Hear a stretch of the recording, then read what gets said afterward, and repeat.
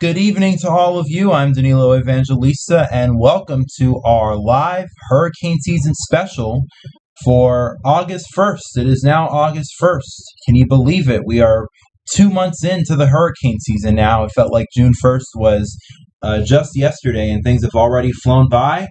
And with that, since we've had 2 months of the hurricane season to fly by so far, we've obviously gained a little bit better of an idea of how this hurricane season is going to go, even though I don't think expectations have wavered too much since the start of the hurricane season. But that'll be the whole point of this live stream. I'm going to go over everything we've experienced this hurricane season so far, all of the latest stats, and of course, a look at what is currently happening in the tropics, especially now that we are heading into the first week of August. We are at the beginning of what will be a several-week-long ramp-up and build-up till we get to the peak of the hurricane season, which is the first week of September, roughly.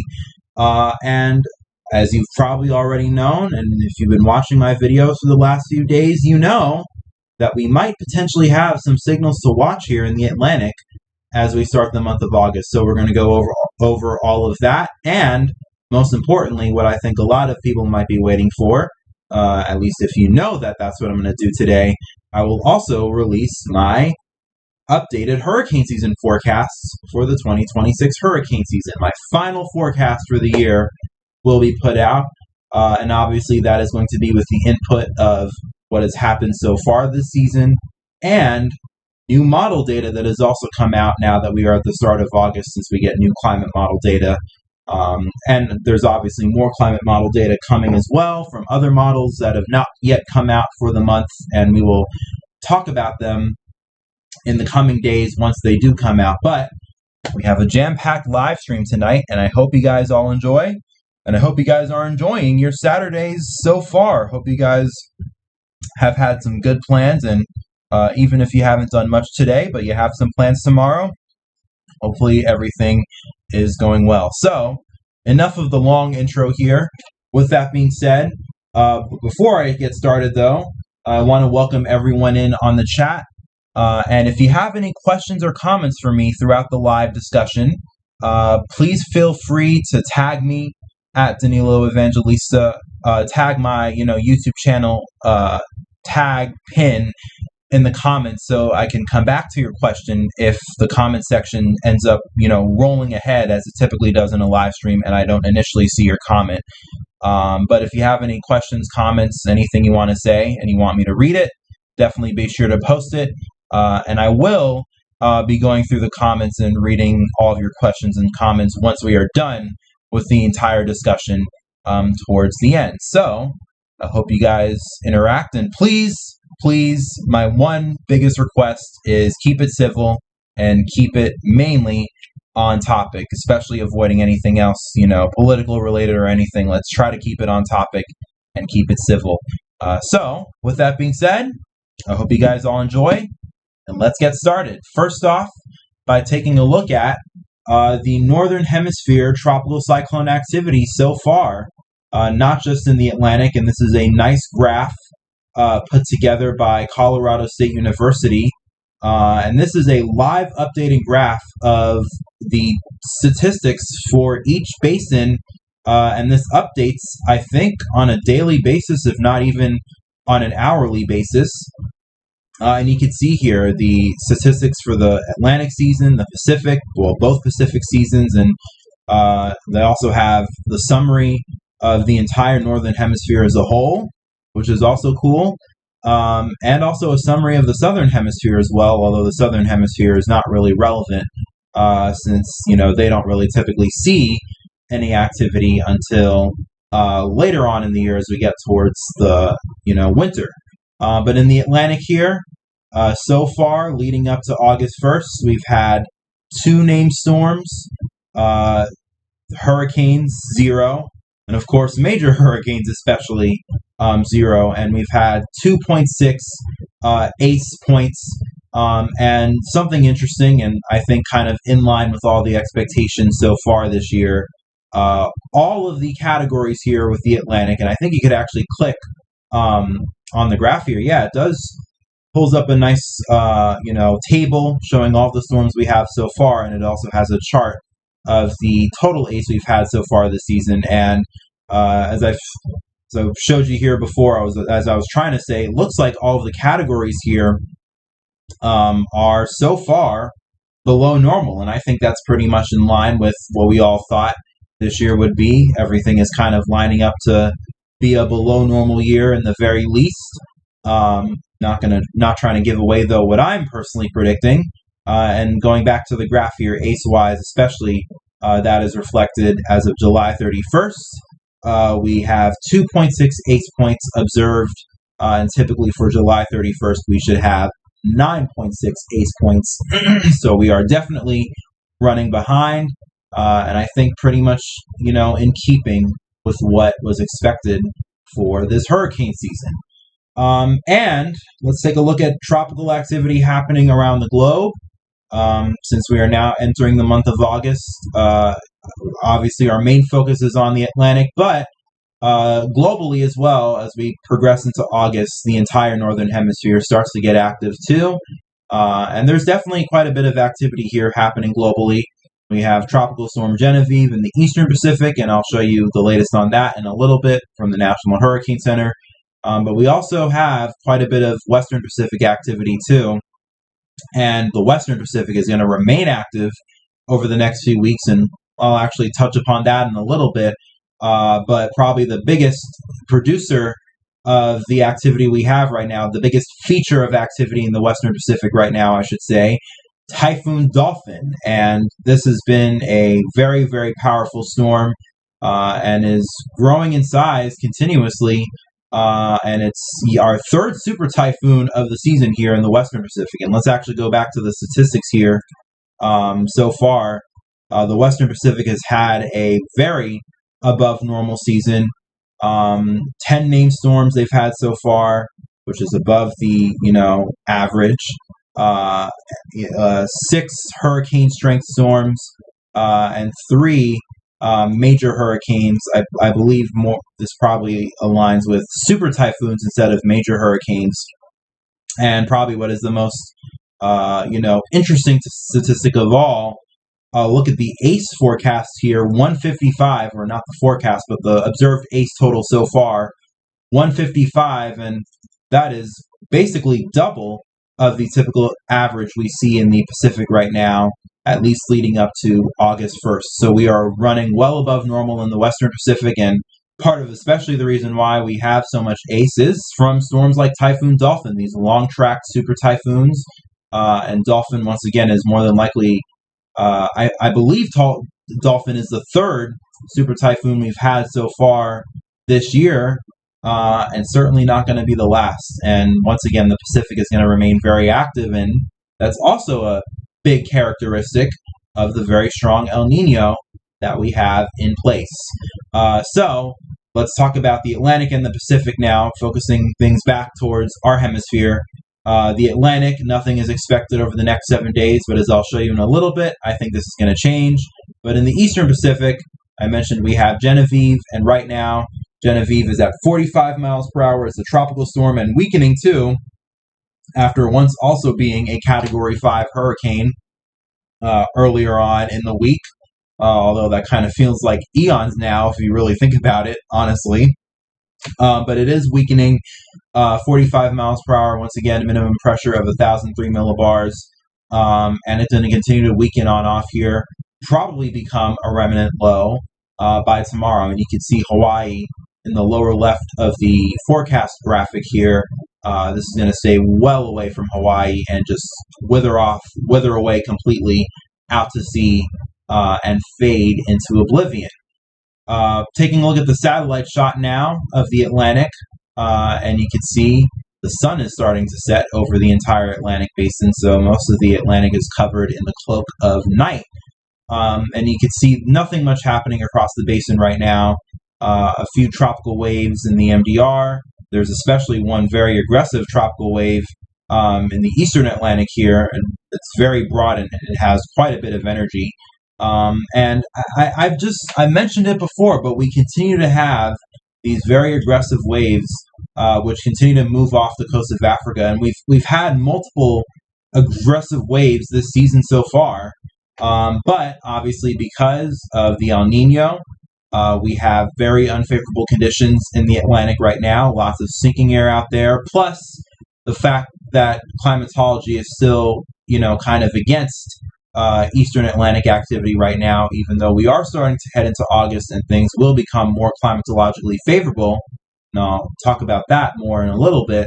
But these waves, doesn't matter how aggressive they are, if conditions are not favorable, they're just going to fizzle off as soon as they move off the coast of Africa and not develop, at least not develop in the MDR. But especially in a year like this, you can never rule out them trying to reignite somewhere further west in the Atlantic, and that certainly happened before, and I'd imagine probably at some point it's going to happen this year as well. But the more we get these aggressive waves, we are just continuing to progress later and later into the hurricane season. You would think that eventually, as climatology becomes more favorable for the MDR, and that's going to especially happen this month once again, maybe at least one of these waves here will actually have a fighting chance and try to develop at some point. And, maybe something will break through here in the Atlantic. Just a food for thought. And I guess a little bit of a segue into, the models and the signals for what the Atlantic is actually producing or could potentially produce here in the coming next few weeks. Although I've touched upon that before, but we're obviously going to talk about it tonight. Looking at the Eastern Pacific as well, nothing much happening here. Quite a bit of convective activity right now blowing up across the ITCZ here in the Pacific, but there's nothing that's bundling. And of course, you could also see the hollow remnants of Genevieve. I guess it's not proper to say remnants yet because it is still a tropical storm, but you can very clearly see it's on the verge of becoming a remnant low. Barely has convection holding on, and obviously that is a fact. From the cooler sea surface temperatures it is probably in, as we typically see here in the northern Pacific. So it's moving into those cooler waters, and it will continue to fade away. And then in the western Pacific, we have Super Typhoon Dolphin. I'm not actually sure if it's a super typhoon right now, but it is still very likely a strong typhoon. And this storm has just been a legendary storm from its appearance from a few days ago, when it, more than likely hit at least 180 to 190 miles per hour with its peak intensity. And now it's gone through some eyewall replacement cycles. And we've actually had quite a few eyewall replacement cycles, which in a way is a testament to how favorable the Pacific actually is, because storms are not really being interrupted by shears, that they're just able to continuously form concentric bands, which eventually lead to eyewall replacement cycles. And you could argue that's actually kind of choked off this storm a little bit from being stronger and more long-lasting at a very strong intensity than what actually ended up happening. But it is still a very powerful storm right now, and it more than likely will continue to be a powerful storm for the next few days and continue to grind out more ace points for the Western Pacific. They're probably going to this storm alone is probably going to produce at least a total of 50 or so ace points, maybe even higher. And as well, this is going to be a threat more than likely to China and southern Japan and Asia in a couple of days. But I'll show you the models for Dolphin and, of course, the models for all the other basins in just a little bit. So I touched upon this a little bit before, and I also talked about it today in my regular, video discussion that I uploaded earlier on. But climatology, now that we are starting to get into August, if you've seen this graph before, I'm pretty sure if you're a hurricane tracker, you have absolutely seen this graph before. I believe this is probably brought up every single hurricane season, especially at the start of hurricane season, and everyone's trying to say, we're just starting hurricane season, we shouldn't be expecting much.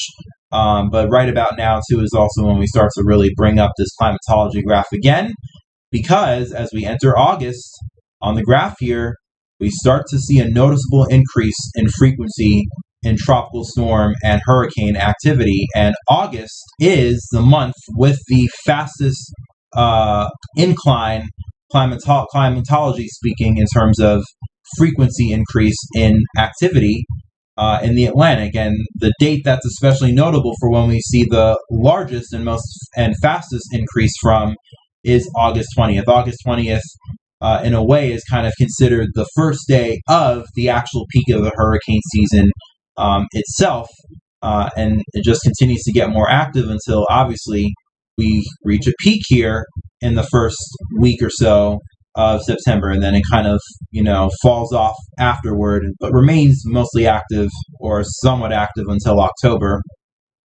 before it then, obviously rapidly drops off in November. But August here, starting to get more active, and even on the first day of August, you notice already we have, quite a remarkable increase in frequency from, most of July.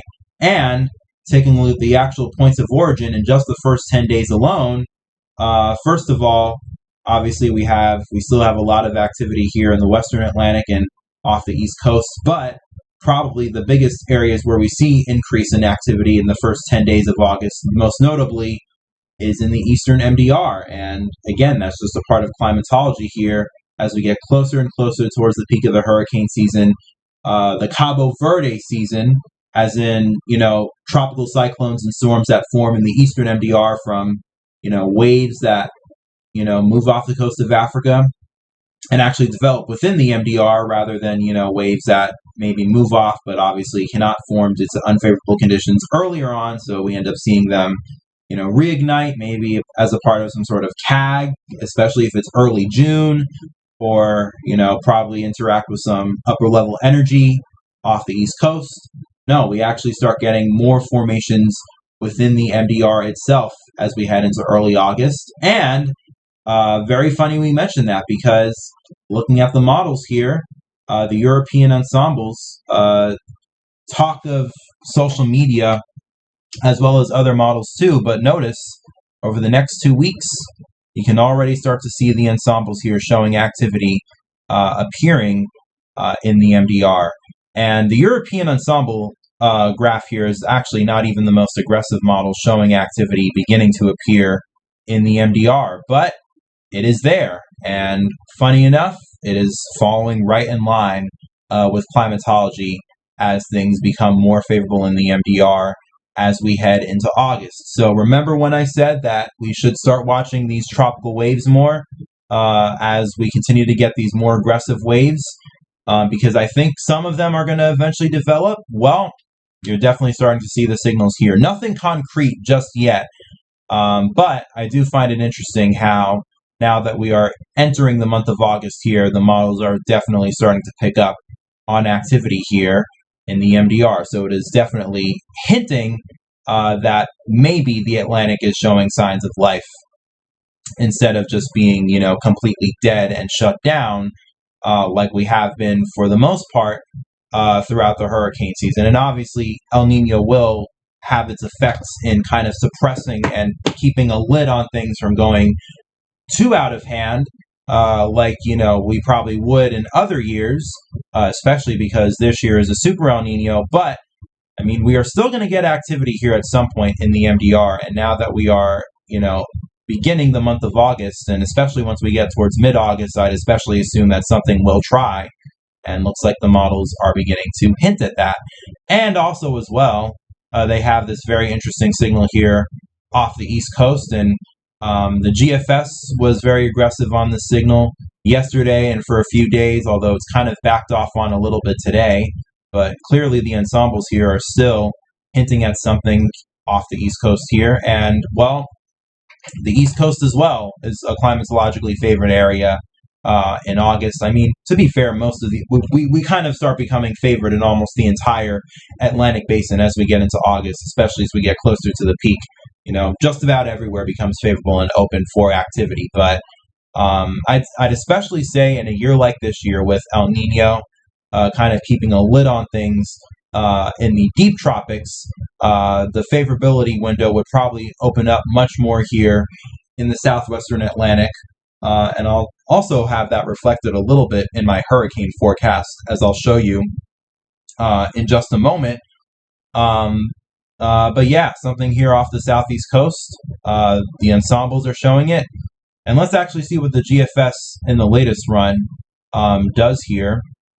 Taking it out into time, you can see that there is a little bit of a blip here of vorticity that does develop off the southeast coast. And it definitely doesn't compare to especially the model runs from yesterday, where you see the GFS was blowing up a hurricane here from this piece of energy here in the southwestern Atlantic, and kind of reminds me of Alex of 2004, and also a very similar time period too. Not saying that this is likely to happen. I mean, because this is a model run from yesterday versus the model run today.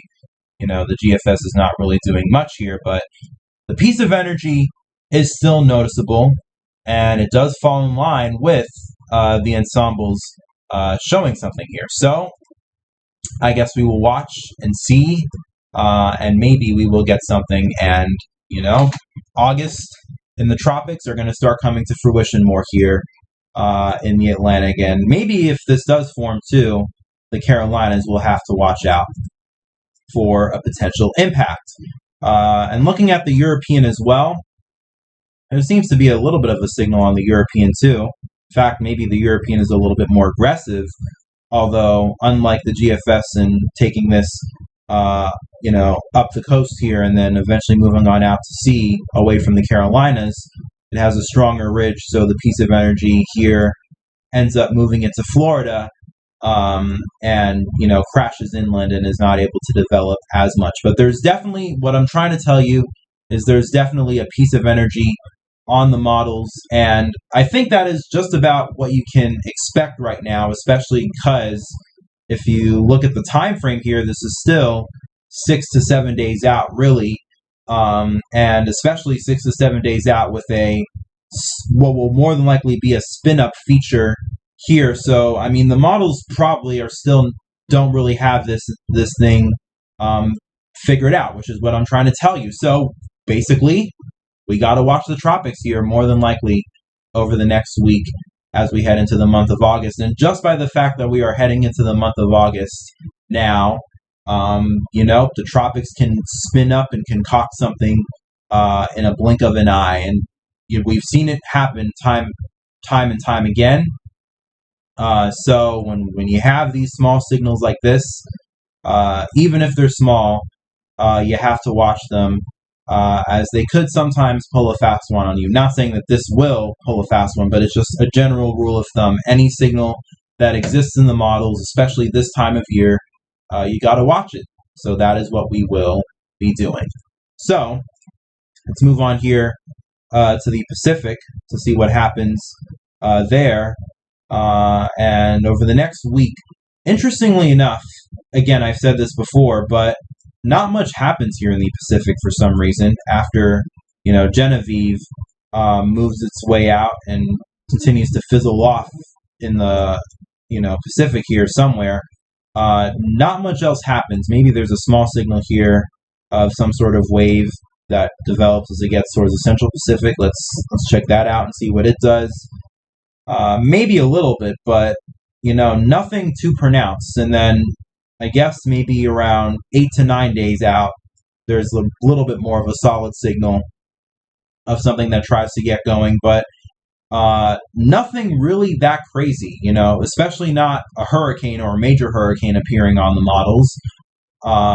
And that's a little curious, especially because once again, we have a super El Nino right now in the Pacific, and you would think that the Eastern Pacific, especially getting into the month of August, because the Eastern Pacific too really ramps up as well as we get into August, although they start off a little bit more active, sometimes as early July, they're already cranking out storms. And, well, we clearly saw that here with Genevieve. But still, we get more active in the Eastern Pacific heading into August. And, I've said this before, but in a year like this, you would think that we would be seeing a train of storms developing or at least that signal would be appearing on the models, but clearly not the case here. The Eastern Pacific seemingly kind of slips into a slumber over the next week, and obviously we will see whether or not that lasts. Maybe there is a signal that the models have yet to pick up on, but is probably coming. But it's not appearing on the models right now. But again, maybe that'll change over the next few days. But you especially have to wonder, since not much is going to happen in the Pacific, maybe that'll allow some window of opportunity for something to happen in the Atlantic, especially if we are talking about a deep tropic signal, like we are kind of seeing show up a little bit on the ensembles here as we get towards mid-August. So, maybe the Eastern Pacific calming down will allow for the Atlantic to shine a little bit before, more than likely at some point you would think, especially as we get later in the month, the Eastern Pacific will probably get active again. And El Nino forcing will come into full force with the addition of tropical activity, and that should just probably completely shut the Atlantic down for good. Maybe we'll actually still produce activity in the Atlantic going into September, but I'd especially think that as we get towards October, that'll be the case. But anyways, again, with that, we'll talk about that more when it comes to hurricane season. Overall expectations, we'll talk about that in a little bit. But the Western Pacific now, going through all the basins here, why not? Let's get an idea of what's happening in the tropics globally here. And in the Western Pacific, obviously, right now, the main feature is Dolphin, and it's going to remain a powerful storm for at least, pretty much the entire rest of the duration of the storm up until landfall, which is still at least 8 to 9 days away. It's still beyond a week out before we actually more than likely will get a landfall out of Dolphin, and that just speaks to how long tracked of a storm this is. Meaning, of course, much more ACE is very likely, and you can see here, especially as this approaches China, around 6 to 7 days out, this noticeably increases in size quite a bit, and that's obviously going to continue to happen as the storm continues to undergo more eyewall replacement cycles, very likely, which will more than likely weaken the storm, and it's not going to be as powerful of a storm, especially as it was a few days ago when it was just rapidly intensifying here in the far eastern portion of the Western Pacific. But it's still going to remain a powerful storm, and it's going to grow in size, and the larger this gets, the more of a storm surge threat this is going to be potentially for China, and we've seen storm instances like that in the past, of storms undergoing eyewall replacement cycles and them causing to grow in size, which in turn actually increases the impact, even if the storm might be a little bit weaker itself. It's a double-edged sword with these hurricanes, and in the case of the Western Pacific, typhoons. And of course, that's going to more than likely be a problem for China and Taiwan here once we get towards around the end of next week. But since it is still 7 days out, obviously you can't rule out that we see track changes to the north or maybe to the south. So still can't rule out southern Japan, and actually very likely here. There is an island chain to the south of the main part of Japan that is still owned by Japan, so technically Japan will still, get impacts. But even if we're talking about Korea too, you can't necessarily rule something out just yet, since we still have quite a bit of time left to go before Dolphin, makes landfall here.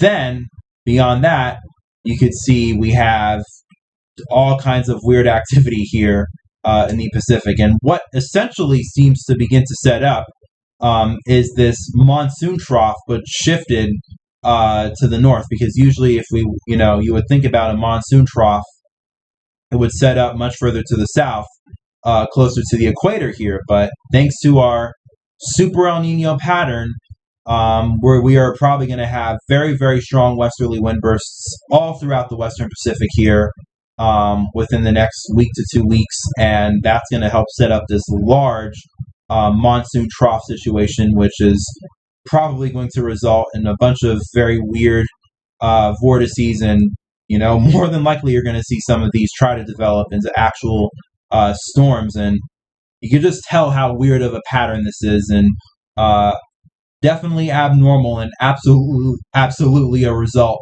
of the very strong El Nino we have here. It looks like there's one storm that tries to develop, and then we have something else here that develops and does a Fujiwara effect and pinwheels into Japan. And it gets even crazier here in the longer range. All kinds of wacky stuff happening here in the Pacific. But, looking beyond that, very likely continued activity. So lots of more activity coming to the Pacific. And probably with that, too, a lot of ACE. And what is very well reflection of this, or what is probably going to be the main driving force behind this, is the MJO. And, maybe that's actually why the Eastern Pacific is quieting down in the meanwhile, since the MJO is moving away from Phase 8, which tends to be the most favorable phase for the Eastern Pacific. But it's going to move back into Phase 6 and 7, especially as we get towards the middle to latter portion of August. And that's really going to help fuel the Western Pacific here. So lots more activity where that came from, in terms of even more storms coming to the Western Pacific, and probably more in the way of strong storms as well. The Western Pacific is just going to continue to produce and probably rack up on its ACE. And this year is probably going to be among one of the most active Western Pacific seasons on record. It wouldn't shock me in the very least, given the trajectory that we are going.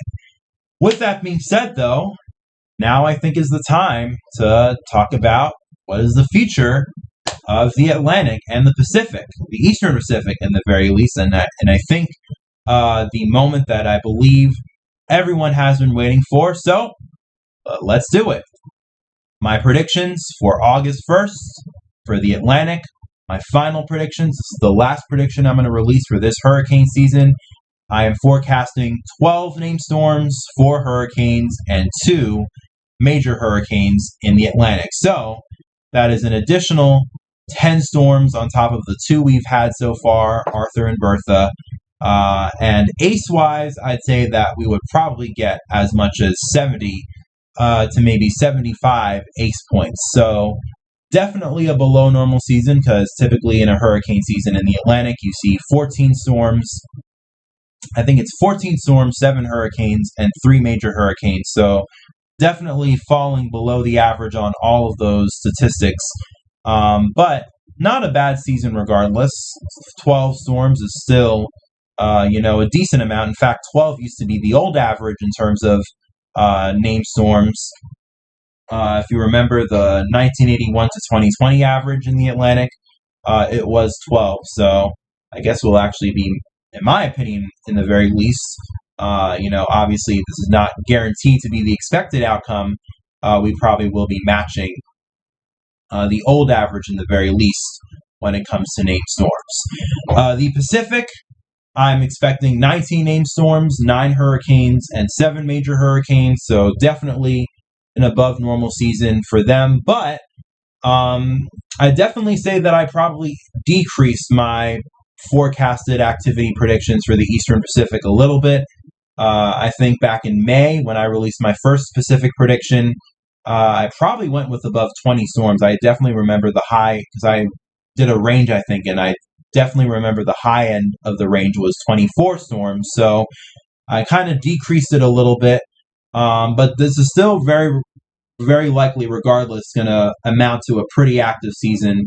And especially the late season, as I'll talk about in a little bit, we're still more than likely going to get at least that very, very one strong storm in the Eastern Pacific, and that'll probably cause, in my opinion, quite a bit of problems for Mexico. But I'd say the main reason as to why I reduced my prediction numbers a little bit in the Pacific is just generally because of the lulls in activity that we've been having. We had, a decent burst of activity early on in June. If you remember, we had a handful of named storms.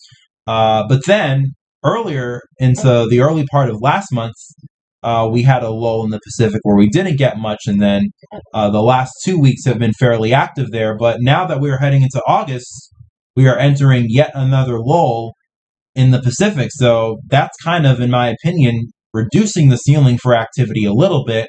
So I no longer see a top tier, super duper active season in the Eastern Pacific, but very likely still an active season nonetheless, and definitely will still be a reflection of El Nino being present in the Pacific.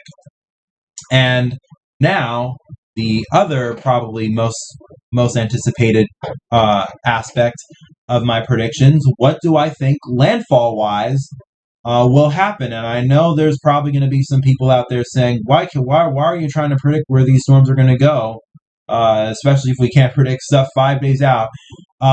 This is just broad ideas. Nothing is guaranteed. Once again, my prediction, obviously not guaranteed to happen, but I do want to, kind of throw out a general idea of what I'm expecting. And this is gonna, I think this more likely probably, includes the rest of the season from here on out instead of, what we've had so far as well, because obviously you see here, low chance, in my opinion, for activity in the Gulf or the remainder of the Gulf. And obviously we had activity so far in the Gulf this season, but I don't see much in the Gulf and definitely not much in the Caribbean. Especially the Caribbean is more than likely going to be completely shut down for the entire hurricane season because of the very strong El Nino that we have. But the MDR, probably going to produce stuff, especially as we get towards later on in the month. And again, we are starting to see the signals of some of the models trying to show some spin-up activity within the next few weeks. And I definitely think probably before the month is over, we will have at least one, maybe even two storms here that'll develop in the Eastern Atlantic, and probably more as well that happen next month. I don't expect the Eastern MDR to completely be entirely shut down, and it's actually a little bit weird because the Caribbean is absolutely completely sheared to death when it comes to El Nino, especially in an El Nino like this. But very typically, the Eastern Atlantic is somewhat spared of the strongest values of the wind shear. The wind shear kind of mainly affects the Caribbean and the Western MDR, especially the Eastern Islands here, and any wave that moves west into the MDR and kind of moves north of the islands, then they run into a wall of wind shear. But the Eastern Atlantic, sometimes and quite often is still spared of the worst wind shear in most El Nino years, except if the Atlantic that year is so unfavorable and the El Nino is just so strong. Maybe that'll actually be the case this year. But I still think we'll get away with some activity here in the Eastern MDR. But the Western Atlantic, as I've been saying, and I think you guys have been hearing it in my videos, I've been hinting at it. I am definitely very interested in the Southwestern Atlantic here. A high risk of activity, in my opinion, for the Bahamas. Definitely going to get something, in my opinion, impact-wise, that could actually be pretty significant for the Bahamas. And probably a heightened risk of activity for Florida and in general throughout the Southeast. And honestly, maybe a chance that we could get at least a threat of something here to impact the Northeast as well. Not guaranteed, but I think there's a slightly higher than normal risk given the general biggest hotspot, in my opinion, being the Southwestern Atlantic. And of course, that includes Bermuda as well, which seems to get impacts virtually every single season from these storms that are turning northward and bring impacts to Bermuda in one way or the other. And then finally, the Pacific landfall predictions here.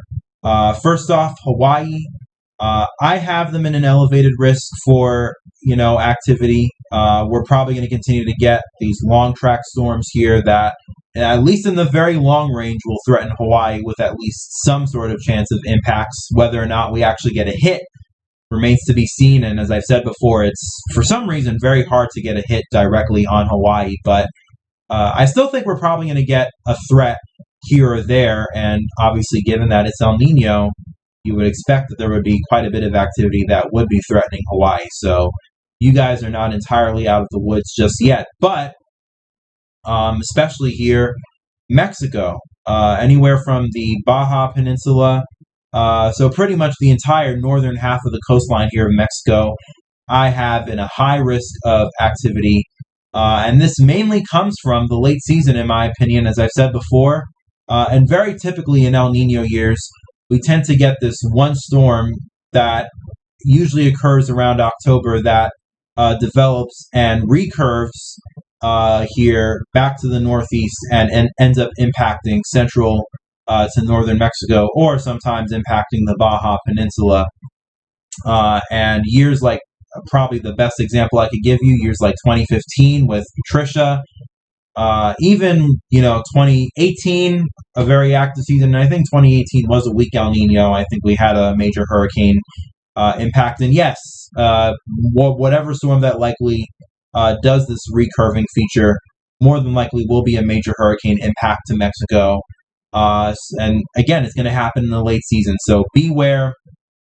And I think this will absolutely cause problems for Mexico when it does happen. But also, it'll probably bring lots of moisture to the southwestern Atlantic and the western Atlantic in general. And, in general with these storms, as we start getting into August and September, expect more of them to bring moisture to the western, did I say western Atlantic? Western United States, which is definitely very needed right now. Major drought conditions in the west, but hopefully it should subside in the coming months. So, why do I forecast what I do? What are the main driving forces behind my forecast? Because obviously, I didn't just create these predictions on a whim just to put them out there and have something to talk about. Maybe a little bit, but I do have some reasoning behind my forecasts. And the biggest factor, El Nino here, which is raging in the Pacific, and it is very increasingly likely going to be the strongest El Nino on record of at least the last several decades, eclipsing both 2015 and 1997, as crazy as it is to say. And, even if we have a lull and we're slipping into a slumber right now, activity-wise, in the Pacific, you never underestimate the late season here, especially in the Pacific. As I've said before, we always tend to get these very strong storms in the late season that recurve into Mexico, and that is partially, one of the big things I'm looking out for this year. So El Nino is still more than likely going to come into effect in terms of producing quite a bit for the Eastern Pacific at some point in the season.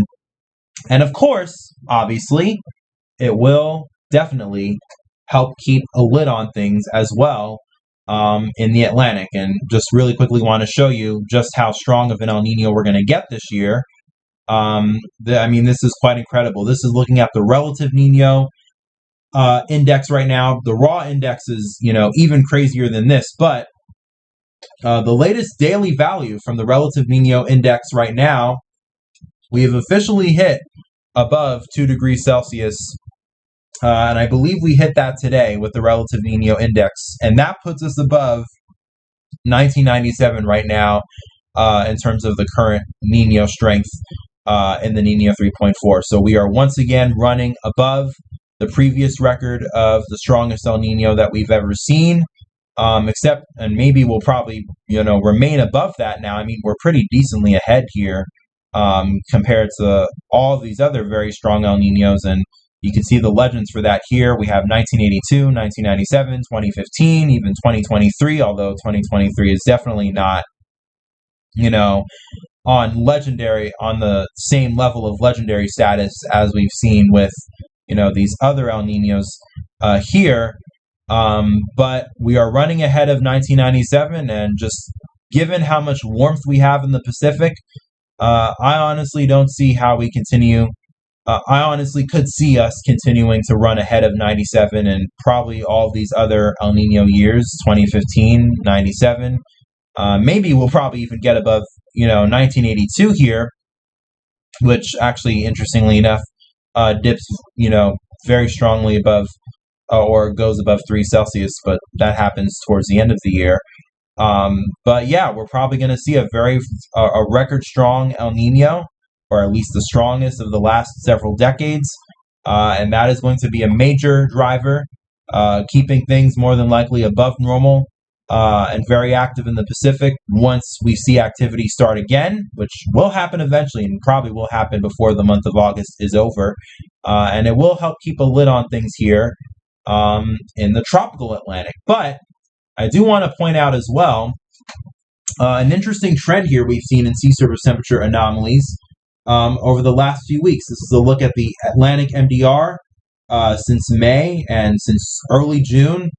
And notice here the trajectory we've been on sea surface temperatures in the MDR pretty much since the end of May. We have been warming, except for the last 3 days here. We've seen a huge dip in sea surface temperatures, so ignore all that. Although I think that probably is related to Saharan air, and Saharan air, for some reason, has a huge effect on the satellite data, because believe it or not, a lot of the sea surface temperature maps that you see online are actually derived from satellite data, which kind of estimate the sea surface temperatures. And of course, we also have buoys out there as well in the Atlantic, throughout the Atlantic, which also give us data. But especially when we have big Saharan air outbreaks, they tend to mess with the SST data. But still, just take a look at the overall trend of the last few weeks. We've been increasing here in the MDR, and especially in the Eastern Atlantic. I've said this before, but you're definitely starting to see quite a bit of these warm sea surface temperature anomalies appear in the Canary Current and off the Iberian Peninsula. And much not like earlier on in the season, and I especially remember this, a lot of people at the beginning of this season were saying that we would have, or we are likely seeing, a negative AMO pattern take shape with, cooler sea surface temperatures in the Eastern Atlantic and, that whole deal. Not anymore. In fact, honestly, you're starting to see much more here of a typical positive AMO pattern take shape with, again, the warmth here in the Eastern Atlantic kind of creating this horseshoe effect, or this horseshoe look of sea surface temperatures reaching into the MDR. And this is happening as we are heading into the month of August and getting closer and closer to the peak of hurricane season. So I think that'll definitely have its effect. And maybe we could see, these warmer sea surface temperatures here in the Atlantic counteract the El Nino a little bit, but probably not going to see it as much, as, let's say, 2023. That was the year I was thinking of, when the entire MDR and the entire Atlantic was extremely warm, even though we had a very, very strong El Nino. And because of that, we still ended up having an active season that year. We're definitely not on that level this year, so we're probably not going to get an active season. But regardless, it is interesting that we are starting to see a lot of this warmth here appear in the Eastern Atlantic. But I do want to talk about this El Nino, though, and I think this is pretty much just, confirming the fact that we are going to have a record strong event here. I'll show you the CFS in a little bit, but let's show you the CANCIPS first, because the August, as I said at the beginning, the August runs of the climate models are coming out now, so we have new and fresh data, monthly fresh data. Isn't that nice? And just taking it out in time here over the next few months, this El Nino will continue to grow, and widespread anomalies here. Likely 2, 3, 4, maybe even some 5 degrees Celsius anomalies showing up here along the equatorial Pacific. Either way, lots of warmth that is going to continue to build in the coming months. So even though we are already, pulling ahead in terms of daily records here with the sea surface temperature anomalies ahead of years like 1997 and 2015 even, we still have more left in the tank. Than we are likely not done yet with this El Nino strengthening. And then it seems to reach a peak here around October or November, according to the CANCIPS, before noticeably and pretty quickly, I must say, as we head into next year, this El Nino collapses. And then you also notice here, kind of a little bit of a sneak peek, quite a bit of warmth building in the Atlantic, on the other hand. But we'll talk about that later on. But the CFS as well, very, very warm here. Roughly, we see a peak around November, maybe December. Actually, it kind of begins to recede a little bit into December, but El Nino is going to continue to build here in the Pacific, likely at least up until October or November before we reach a peak. And then after that, it's going to very likely quickly collapse as we head into next year. And you can see by these cool anomalies beginning to develop across the Pacific as we head into next year, maybe we'll immediately go back into La Nina. Nothing set in stone with that, and that is going months into the future, but a little bit of a food for thought for you to kind of think about as we head into next year, especially with, once again, taking a look at these very, very warm sea surface temperature anomalies that, seemingly appear here on both the CFS and the CANTIPS, in the Atlantic. Definitely gets a little bit warm there, so that's a little bit interesting. But of course, very far out in time, so we're not going to dwell on it right now. Let's just get through the rest of this year first, and let's, at least get to next year before we start talking about next year's hurricane season. But that is definitely an interesting look. Lots of warmth building and a rapid collapse of the very strong El Nino that we have here. Very interesting, but again, we'll talk about that later on. Before I get to this, though, again, just showing you the model data here for the Nino 3.4. We're going to continue to strengthen here, likely up until October or November, and then we peak. And then, according to the CFS here, and this is actually, kind of remarkable. You would think that, and obviously it is just remarkable how strong of an El Nino more than likely we will get. But at nearly just as fast as we warmed up here. And nearly just as fast and as as much of a rocket this El Nino skyrocketed on, it's going to collapse just as fast. More than likely already beginning by the time we get to November here, at least according to the CFS, and then it just continues to rapidly decline as we head into next year. But in the meantime, El Nino is going to continue to strengthen and likely reach a record peak here. The model forecasting above 3.5 Celsius. It's honestly even crazy that we're even talking about 3 Celsius being an intensity for El Nino, if I'll be straight up honest with you. But here we are. And that's, again, very likely going to happen by the time we get to October and November.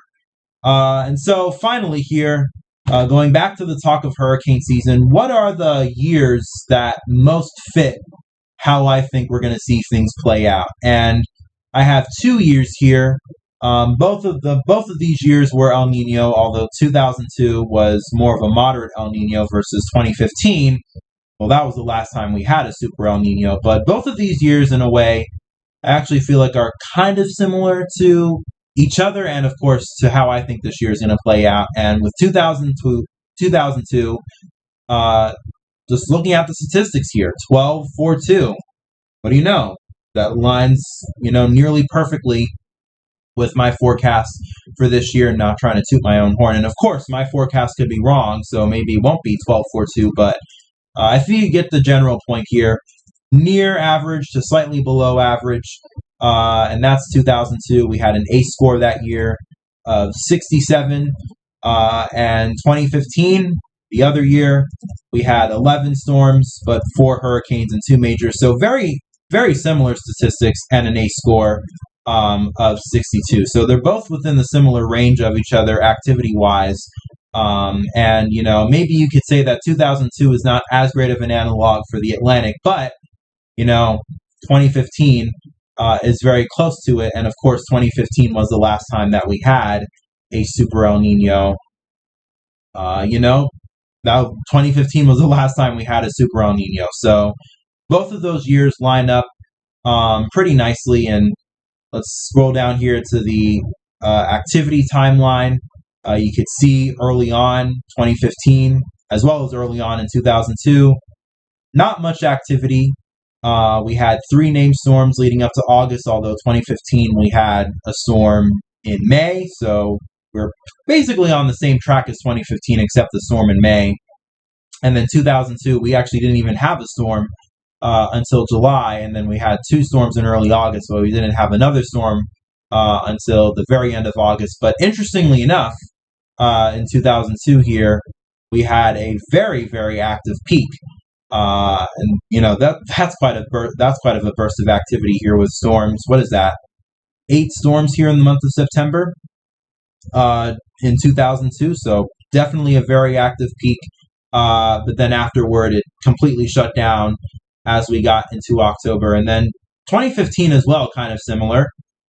Very not active early on in the season, but then really saw a noticeable increase as we got into late August and September.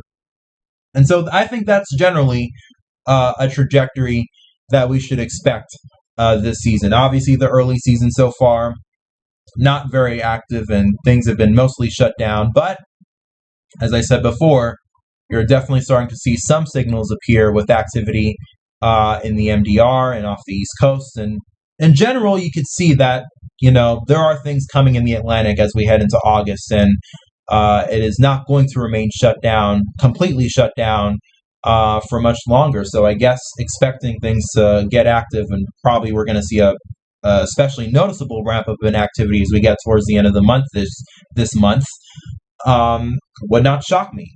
And in the end, we probably will end up with at least around 11 or 12 storms when all is said and done.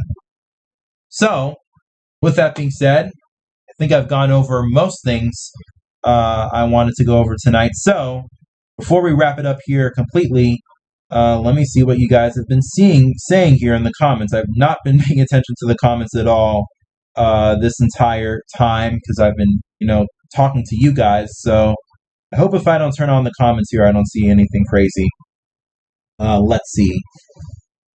So somebody predicts 6 to 13 storms, 2 to 5 hurricanes, 1 to 3 major hurricanes. That's a decent prediction. Maybe not maybe we could only end up seeing 6 storms this year, but I'd more lean towards the higher end of 11 or 12 or maybe even 13. But regardless, more than likely we're going to have a below normal season. Let's see. Bad Weather Freak. Hello, Danilo.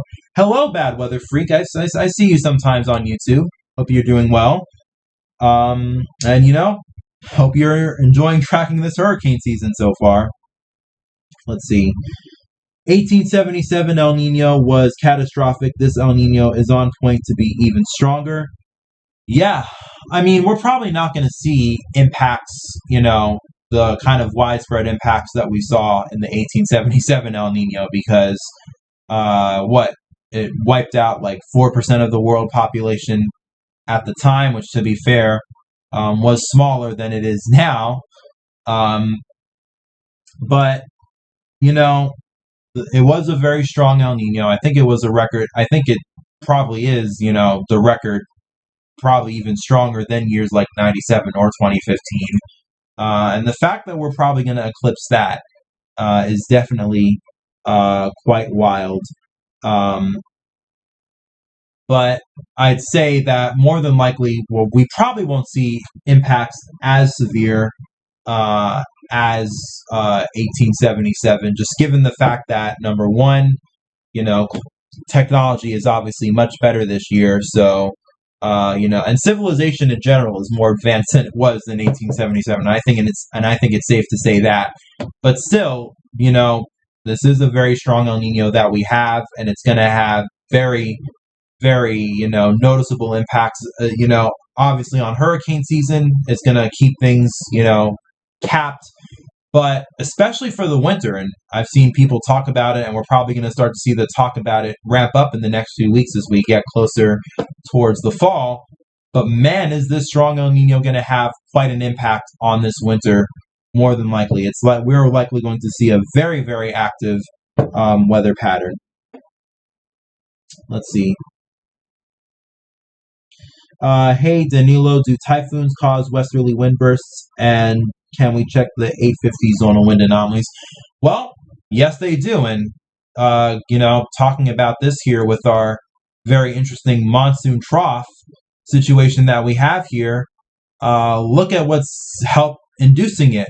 Very, very strong westerly winds here in the Pacific, in the Western Pacific, especially over the next 2 weeks. And it's just causing this massive, basically like this broad gyre of vorticity here.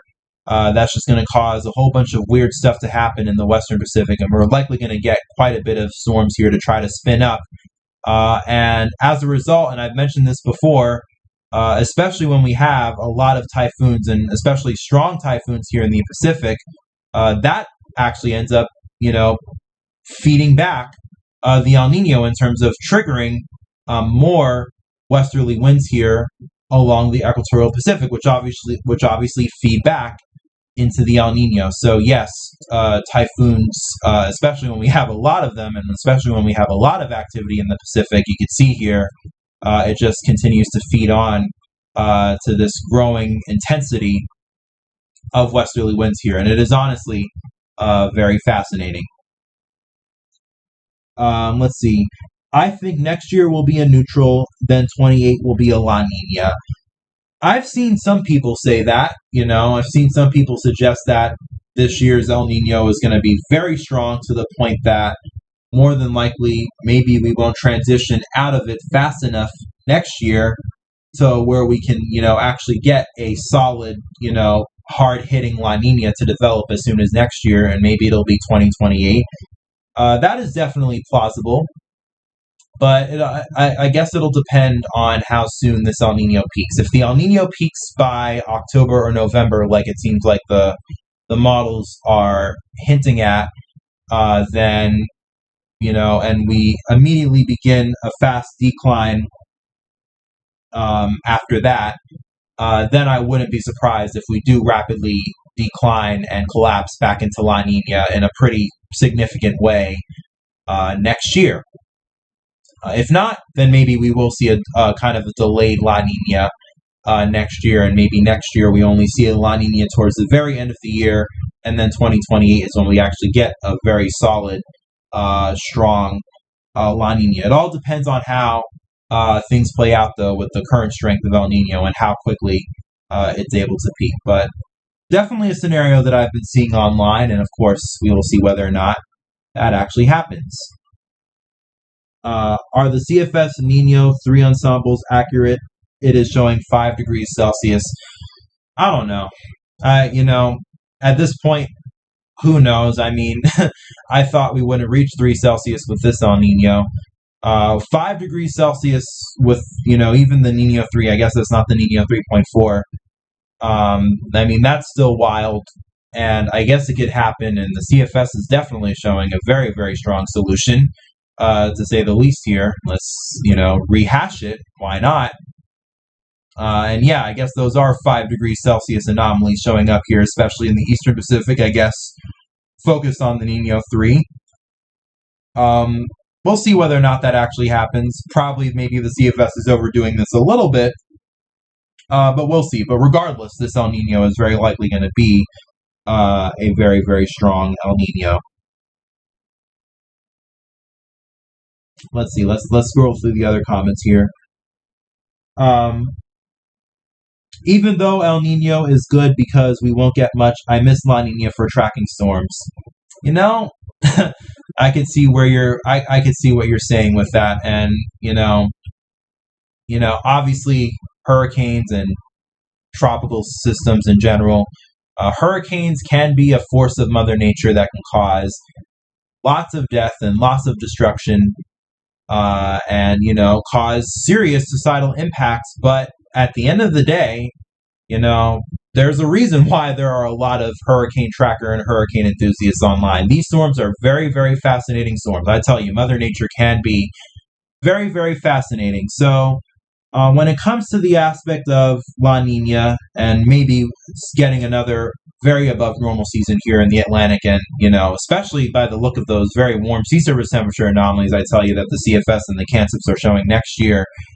Maybe we'll be back to seeing a very active Atlantic in a year time, maybe 2 years if this El Nino takes a little bit of time to wither away. But the activity is definitely going to come back in the Atlantic. I will tell you that, and we're probably still going to get something to happen. Honestly, by the time we get to the peak of this year, so it's not like nothing will happen. And I know there's some people that are saying that more than that it'll pretty much be like nothing will happen this season, but I don't necessarily believe that. I think we probably will get some activity at some point. Let's see. Lots of cyclonic activity in 2026 in the Atlantic Basin. When do the fire models tell you for next week of August 15th in the Atlantic area, the fire model? I don't know what you mean by fire models, but the models, again, do seem to be hinting at activity increasing in the MDR and off the East Coast. There seems to be two signals there, at least for the next 2 weeks. And again, none of the models are, solidly showing one specific signal right now. So things are up in the air, but, sparks are flying in the models. And since we are heading into early August, I definitely keep an eye out for them. So, with that being said, I think that's going to wrap it up here if there's not much else that people are saying in the comments. So I think if we've said everything that we could have said, I think we can just put everything to rest here. So with that being said, obviously we will be watching to see how the rest of the hurricane season pans out. I think we'll once again get some decent activity here over the next 2 weeks, especially as we get towards late August and September. But of course, Mother Nature will be the one that decides in the end what exactly happens. With that being said, though, I'm going to wrap it up for tonight. And if you missed my hurricane forecast that I did here, well, you can always rewatch the live stream. But I will also post the forecast to Twitter as well. So if you want to if you kind of just want to have it there to look at and open it up as a post, I'll be posting it to Twitter as well if you want to see it there. So, that is that. I hope you guys all enjoy the rest of your evening. Stay safe. Peace, love, and kindness to you all. And I will see you, very soon. And as we continue the journey here of tracking the hurricane season of 2026. Good night.